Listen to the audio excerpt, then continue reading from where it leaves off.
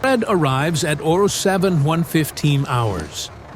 Kata Schneider watches through the window of Barrack 7 as a British private unloads crates from a supply truck.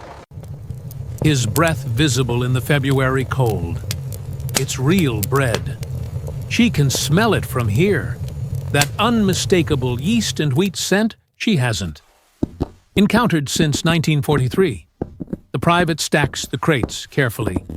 Doesn't throw them. Doesn't drop them. When he's finished, he lights a cigarette and stands there for a moment, looking at nothing in particular. Just a boy in a too large uniform, tired, far from home. The same as any of them. Keta's hands are shaking, not from cold, from the impossibility of what she's witnessing. 3 weeks ago, she'd been manning a radar station outside Hamburg, tracking Allied bombers, knowing the war was lost, but following orders because that's what you did. 2 weeks ago, British forces had rolled through, and she'd hidden in a cellar with 14 other women, waiting for the inevitable. The stories had been specific, detailed. What enemy soldiers did to German women, especially women in uniform, especially those who'd helped kill their pilots. The bread smells like a lie her superiors never told her existed. February 1945. The Reich is collapsing. By April, it will be dead. But here, in a converted Luftwaffe training facility outside Bremen, 340 German women auxiliaries are learning that everything they knew about the British was propaganda. The lesson doesn't come through lectures or speeches. It comes through bread, through medical care, through small, mundane acts of ordinary decency that hit harder than any brutality could. Because brutality. The women had served in critical roles: radar operators, searchlight crews, communications specialists, meteorologists. Helferinnen, they were called. Helpers. As if the designation made them less complicit. As if tracking bombers wasn't combat. As if their work hadn't contributed to a war machine that murdered millions. The British didn't see it that way, but they also didn't execute them for it. They gave them bread instead. The contradiction was maddening. Kata turns from the window as Barrack 7's door opens. A British WAC corporal enters, clipboard in hand. Her uniform is pressed, professional. She's maybe 30, with a practical haircut, and the bearing of someone used to being obeyed. "Roll call," she announces in accented but clear German. Outside, 2 lines, alphabetical order. The women file out into the morning cold. Kata finds her place between Schmidt and Schröder, both former radar operators like herself. The corporal works down the line efficiently, checking names, making notes. When she reaches Kata, she pauses. "You're the one with pneumonia last month?" Kata nods. "How are you feeling? Any shortness of breath? Chest pain?" "No." "Better." The corporal makes a note. "Report to medical if that changes." Next. That's it. No interrogation about her service record. No questions about how many Allied planes her station had tracked, how many crews had died because of coordinates she'd provided. Just a health check. As if she were a person whose well-being mattered. The cognitive dissonance is staggering. Breakfast is served at 07:30. The women queue outside the mess hall, a converted aircraft hangar that still smells faintly of machine oil and aviation fuel. Inside, British soldiers man the serving line, scooping porridge into tin bowls, adding a spoonful of honey for each woman. Real honey. Not the synthetic syrup they'd been given for years. Kata takes her bowl, finds a seat at one of the long tables, and eats slowly. The porridge is thick, properly cooked, warm, consistent. For 3 weeks now, every morning, the same. No missed meals, no punishments, no starvation. Just food, regular and reliable. Across the table, Margareta Vogel is crying silently into her porridge. She does this most mornings. Kata doesn't ask why anymore. They all know. The guilt is worse than hunger ever was. The kindness is worse than cruelty would have been. Because cruelty would have made sense, would have fit the narrative they'd been fed, would have confirmed that they were right to serve the Reich, that the enemy was everything they'd been told. But this? Being fed by people you tried to kill? Being treated with basic human dignity by those whose cities you helped reduce to rubble? It forces you to see, forces you to question, forces you to realize that every single thing you were taught about the enemy was a calculated lie designed to keep you fighting until the very end. After breakfast, work assignments. Kata is assigned to the motor pool, helping maintain the vehicles that keep the detention facility running. Her supervisor is a grizzled British mechanic named Davies, a Welsh man in his 40s with oil-stained hands and a permanently skeptical expression. He speaks no German. She speaks minimal English. They communicate through gestures, through pointing, through the universal language of mechanical work. This morning, they're changing the oil on a supply truck. Davies shows her the drain plug, demonstrates the motion, hands her the wrench. She works carefully, aware that any mistake could be seen as sabotage, could justify punishment. But when she fumbles and drops the wrench, Davies just picks it up and hands it back. Again, he says, you'll get it. No reprimand, no anger, just patience. They work in silence for 2 hours. When the oil change is complete, Davies wipes his hands on a rag and pulls out a thermos. He pours tea into the lid, takes a sip, then offers it to Kata. She hesitates. He nods. Go on. The tea is strong, sweet, perfect. She hands it back. Thank you, she says in English. Davies shrugs. You did good work, he says slowly, enunciating. Good work deserves tea.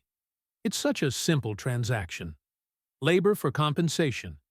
Recognition for effort. Nothing extraordinary. But Kata's eyes burn with tears she refuses to shed. Because this is how normal people interact. This is what the world looks like when propaganda isn't mediating every encounter. And she'd forgotten. Or maybe she'd never known. The Reich had trained them to see only enemies and allies, threats and assets. Never just people trying to make it through another day. The real education begins in March. British officers start conducting interviews, asking about service history, roles, responsibilities. Kata sits across from a thin lieutenant with round glasses who asks questions in careful German and writes her answers in a ledger. He wants to know about the radar station, what she did there, what she saw, whether she witnessed war crimes or knew about concentration camps. She answers honestly. Or as honestly as she can. Yes, she tracked bombers.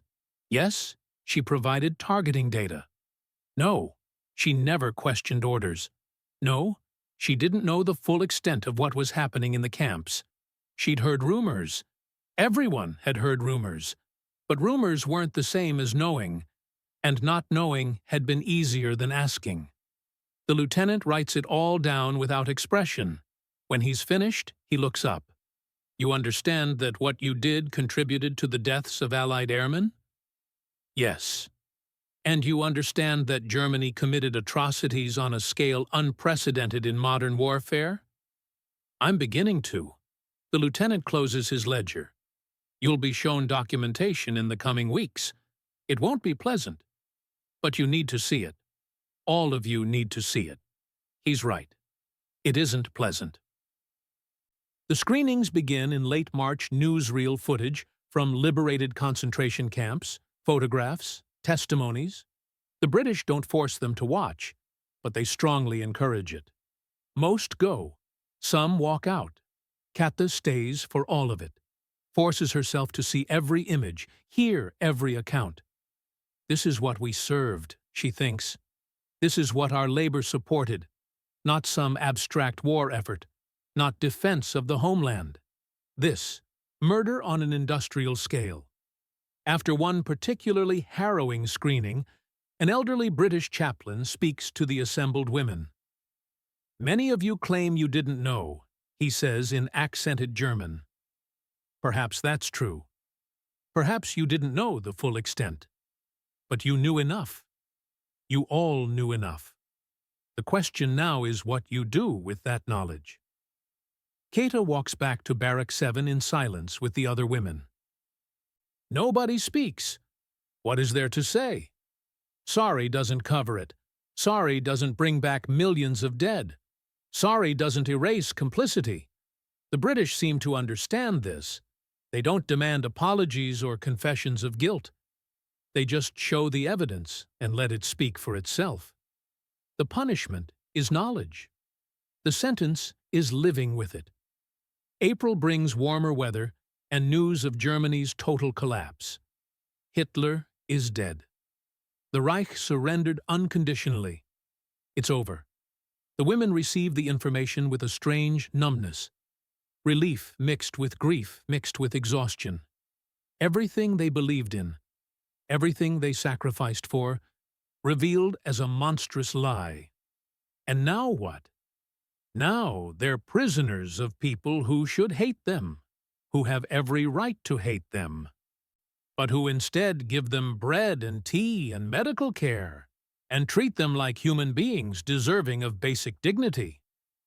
One evening, Kata is walking the perimeter path. Prisoners are allowed supervised exercise when she passes a group of British soldiers playing football in an open field. One of the younger ones kicks the ball too hard, and it rolls toward her. She stops it with her foot, picks it up. The soldier jogs over, breathing hard. "Cheers," he says, then catches himself. "Thank you," he adds in broken German. Kata tosses him the ball. He grins, waves, runs back to his game. Such a small moment. Meaningless, really. But Kata stands there watching them play, these boys who should be her mortal enemies, and realizes something profound. They don't hate her. They should. But they don't. They're just tired soldiers far from home, finding moments of normalcy wherever they can, just like her, just like everyone. The propaganda had dehumanized them, called them decadent, weak, cowardly, made them into monsters so that killing them would feel justified. But standing here watching them play football, laughing and shoving each other, they're just boys. The same age as her brother, who died at Stalingrad. The same age as the boys she went to school with, who died in Russia and France and Africa. All of them fed into the machine. All of them told lies about each other. All of them human.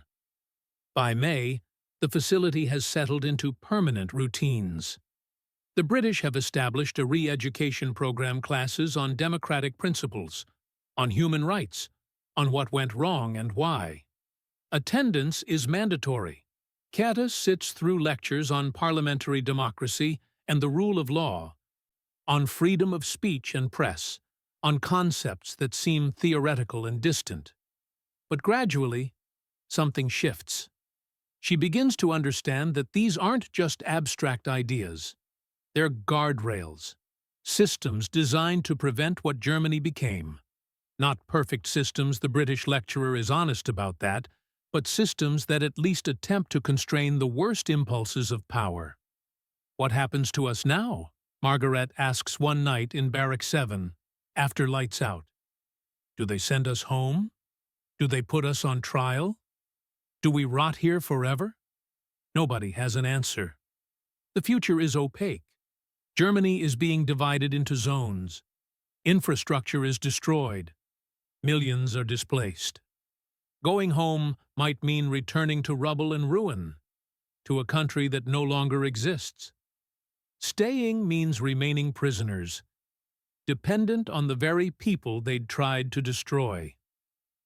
The answer comes in June. Repatriation will begin in stages, the British corporal announces during morning roll call. Those cleared by security screening will be returned to the British zone of occupation. You'll be given documentation, travel papers, and basic supplies. The process will take months. Be patient. Kata's clearance comes through in July. No war crimes connections, no high-level Nazi party involvement, just a radar operator who followed orders and never asked the hard questions. She's given a release date, August 15th. 3 weeks to process the fact that she's leaving. 3 weeks to figure out what comes next. On her last day, Davies gives her a small toolkit. His own, well-used and maintained. "Keep learning," he says through gestures and simple English. "You're good with engines. That'll matter wherever you go." Kata clutches the toolkit, unable to speak. This man, whose countrymen she helped kill, giving her tools to rebuild her life. The generosity is incomprehensible. The British corporal who's processed her paperwork hands her travel documents and a small packet. "Food for the journey," she explains. "Some marks for initial expenses. Your uniform has been replaced with civilian clothes. You're being released to Hamburg Station. From there, you'll need to find your own way." Kata nods. She's memorized the instructions. She knows what comes next, at least logistically. Emotionally, she's less certain. Before she boards the transport truck, the British chaplain stops her. He's been a presence throughout her captivity, conducting services, offering counsel to those who wanted it. "I want you to remember something," he says quietly. "What was done to you here, the basic humanity you received, wasn't special treatment. It's the minimum standard of civilized behavior. What was done to others in camps, that was the aberration, the evil. Don't let anyone convince you otherwise." "Why?" Kata asks. "Why treat us decently when we didn't deserve it?" The chaplain considers this. "Because someone has to demonstrate what civilization actually means," he says finally. "Because if we'd treated you as you were treated in your own camps, we'd have become the thing we fought against. Because maintaining our principles, especially when it's difficult, is what separates us from barbarism." He pauses, then adds, "And because you're still human, even after everything. That doesn't excuse what was done, but it means you're capable of learning, of changing, of being better. We chose to believe that was possible." The truck ride to Hamburg takes 6 hours. Kata sits with 12 other released women, all silent, all lost in their own thoughts. The Germany they pass through is unrecognizable. Cities reduced to rubble. Refugees everywhere. Allied checkpoints controlling movement. The Reich's promised 1,000-year empire lasted 12 and left the country in ruins. Hamburg Station is chaos. Thousands of displaced persons trying to find transport, find family, find anything familiar. Kata navigates through the crowds with her small bag of belongings and Davies's toolkit, searching for the address she'd been given, a displaced persons office that might help her locate surviving family members. She finds it eventually, waits in line for 3 hours, provides information to a weary clerk who writes it all down and promises nothing. "Your name will be added to the registry," the clerk says. "If family members are searching for you, they may find you through this system. Check back in 2 weeks. 2 weeks, an eternity, but also nothing compared to the months she spent in British captivity, the years she spent serving the Reich, the lifetime she'll spend processing what it all meant." That night, she finds shelter in a church basement, one of dozens of temporary housing facilities set up for the displaced. She lies on a thin mattress surrounded by strangers and thinks about the past 5 months. The bread, the tea, the medical care, the patience of Davies in the motor pool, the stern kindness of the British corporal, the chaplain's words about civilization and humanity. She thinks about propaganda and reality, about the lies she'd believed and the truths she'd been forced to confront, about the fact that the people she'd been taught to hate had shown her more compassion than her own government ever had. That the enemy had been more human than the Reich permitted its own citizens to be. It's August 1945. The war is over. The Reich is destroyed. Millions are dead.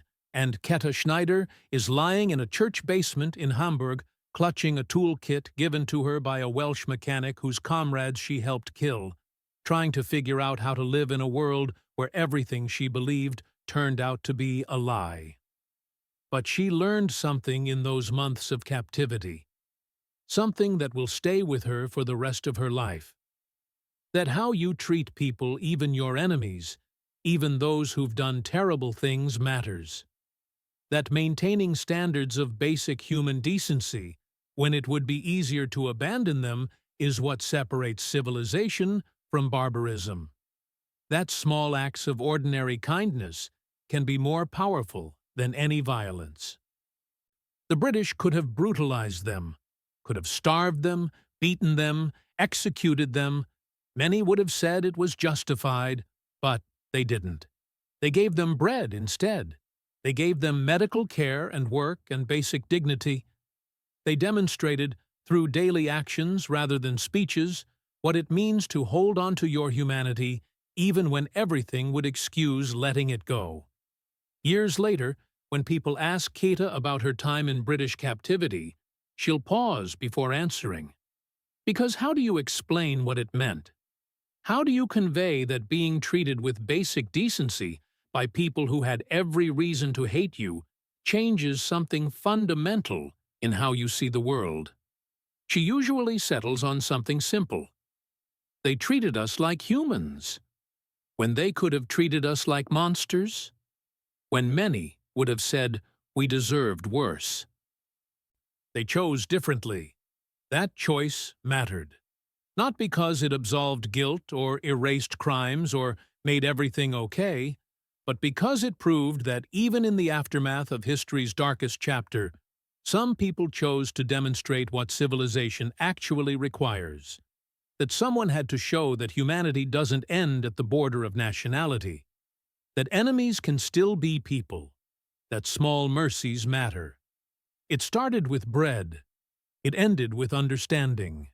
And in between was the hard work of learning that propaganda is designed to hide the most dangerous truth of all. That the enemy is human too. And if the enemy is human, then everything you did to them carries the full weight of moral consequence. There's no hiding behind duty, or orders, or ignorance. Just choices, and the responsibility that comes with them. Käthe falls asleep clutching the toolkit, her mind full of contradictions she'll spend a lifetime trying to reconcile. But one thing is certain, she'll never forget the bread, the smell of it, the impossibility of it, the way it shattered everything she'd been taught about enemies and allies, and what happens when the propaganda finally, irreversibly, collides with reality.